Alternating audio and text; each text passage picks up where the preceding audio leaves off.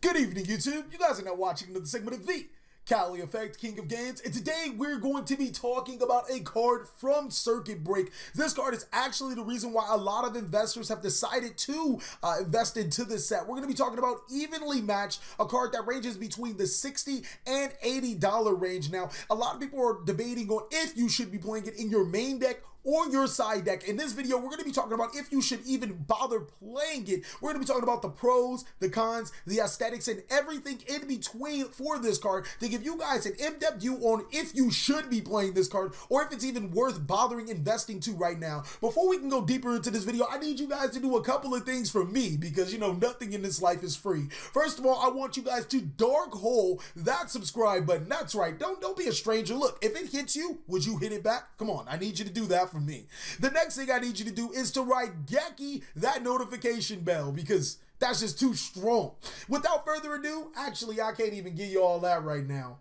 If you guys want to see more videos like this that will support you guys as players, then go ahead and smash that like button too. Can your brother get that? Seriously, that's all I'm asking for. Let me get 100 likes on this video. It ain't nothing but a G thing. But without further ado, I present to you if this card is worth even playing. I mean, it might be.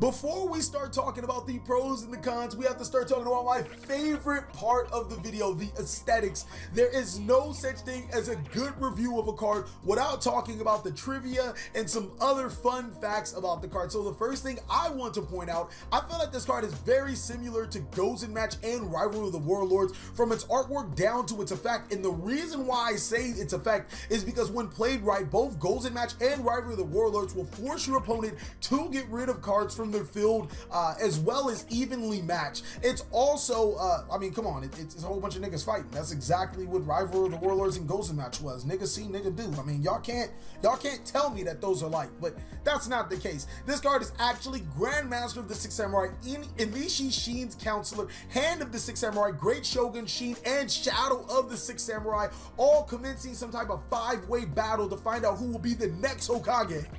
It was Naruto, right? I ain't seen the show, but I'm pretty sure it was Naruto. This card also appears to be in the event after Face Off. Face Off being a trap card in Yu-Gi-Oh! That has 6 samurai monsters in it. Who would have guessed that a 6 samurai trap card is predicated to another 6 samurai trap card?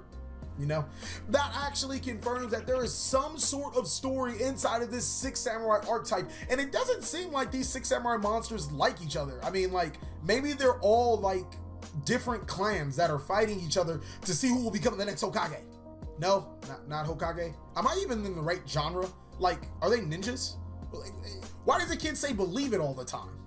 This card is the high-end trap card of the Vrains era, similar to how Dimensional Barrier was the high-end card of the Pendulum era, or how Fiendish Chain was the high-end card of, God, was it Exceeds or was it Synchros? I'm pretty sure it was Exceeds, because Synchros had Solemn Warning.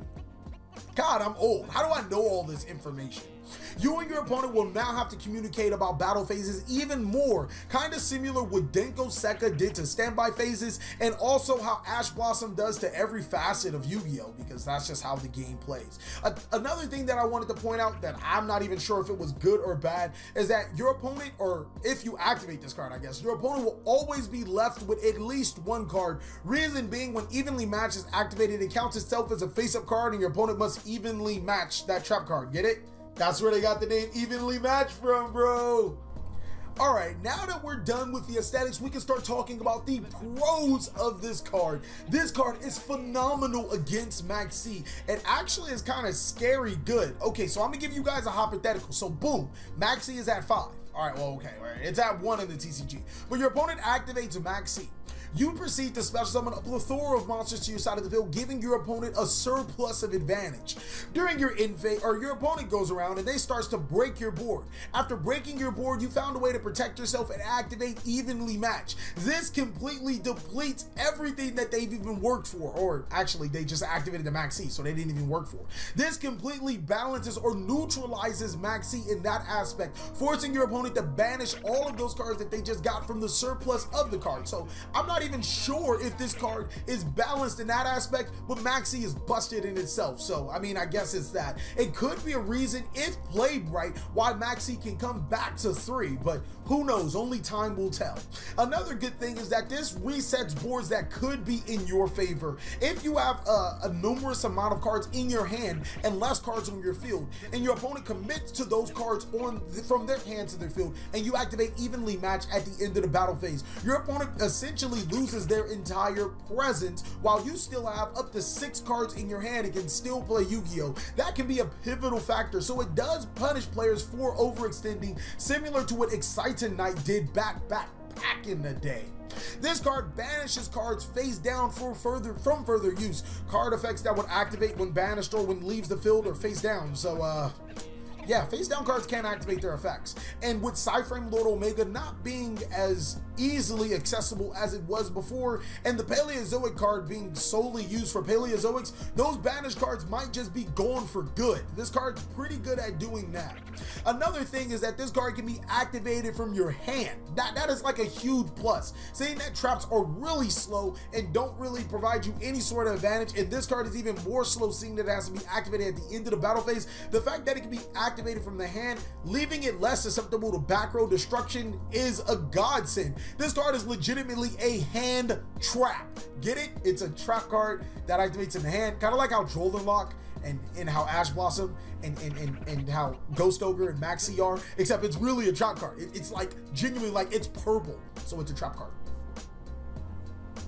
This card is really good against Spiral and Pendulum, more specifically Pendulum, because they don't have a field spell card to abuse set rotation from. We'll talk a little bit more about that later, but decks that generate a ton of advantage and set up so much board presence can be evenly matched with this card, and that's why it's called evenly matched.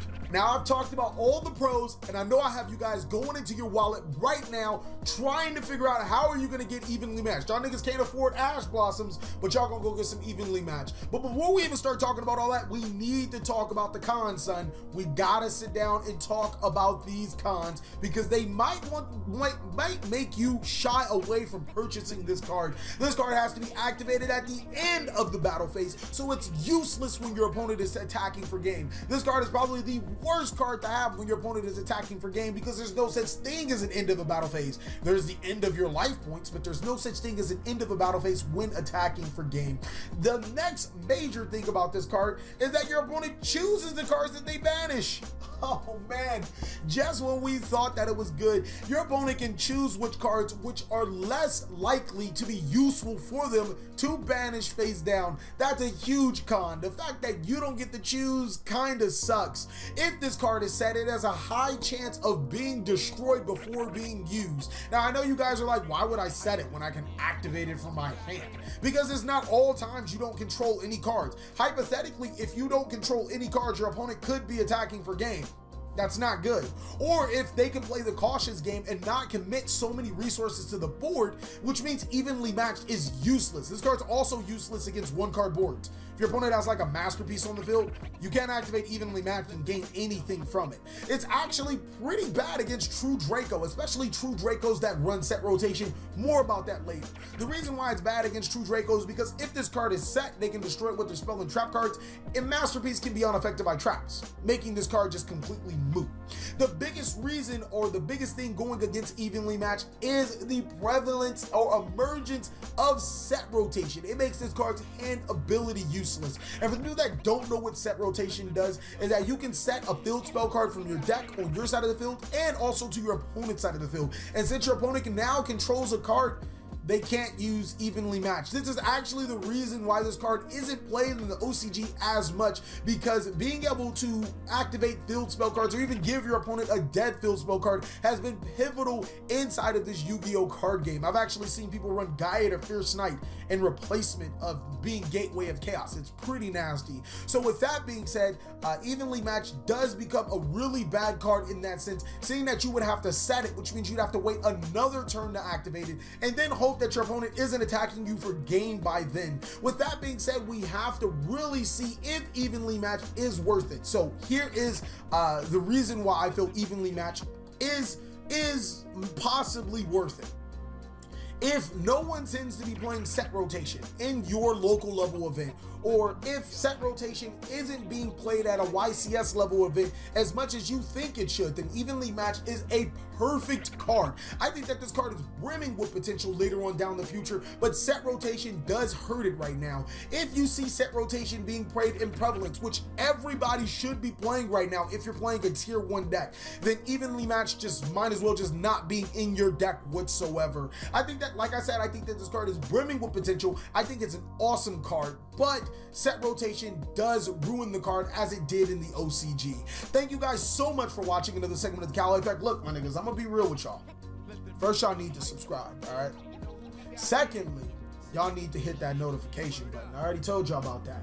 More importantly, y'all need to like this damn video. I need to know if it's worth continuing to make this video. But most of all, my niggas, I hope y'all enjoyed something. I really hope y'all got some knowledge from this, because I'll be spitting facts. And if y'all ever kicked it with me, played Overwatch with me, y'all get some information that y'all need.